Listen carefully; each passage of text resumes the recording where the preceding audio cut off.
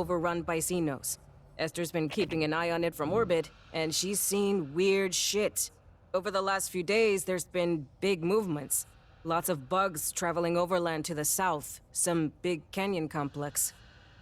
Well, thanks to you, Katanga's no longer a problem. The refinery and the Xenohive went up in a real pretty nuclear fireball. We're trying to keep the Palestation Xenos out of the LV-895 ruins. We still run into pissed-off Wayland Yutani synths, but without Cynthia leading them, they can't do jack. Honecker's over the moon. Esther and Savannah set him up with some basic recon drones to look around. I don't think he sleeps anymore. Every time I see him, it's engineer this and proto-window what's-o that. Well, when Xenos act weird, Colonel Ship wants to know why. Are they setting up another hive, or is something in that canyon attracting them? So you and me, we're heading back dirt side to get our answers. Recon the area the Xenos are moving into. If there's an issue, deal with it. Same as always. You got a scan of Katanga's black box? Nice! Look at that thing. It's what, 80 years old? These big refineries were supposed to be the future. Park them in orbit, fill them up, then tow them home while it all gets processed en route. They were made to mine metallic asteroids. Let me scan the logs real quick. In the early 70s, Seegson refit Katanga to crack ice. They'd haul a berg into the top of the Kasi Tower, and the works ground it down into water and byproducts. All that got piped over to Boshu Tower, the water got purified, and they split it into hydrogen and oxygen. You get life support and ship propellant. Huh. Entries stop in 2177.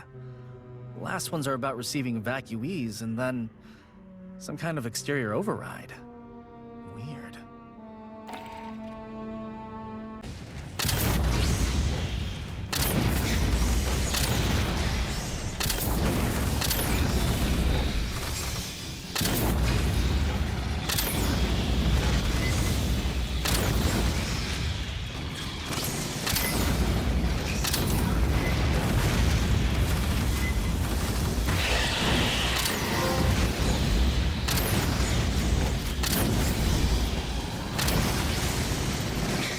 And the remains of a brute on a recent mission.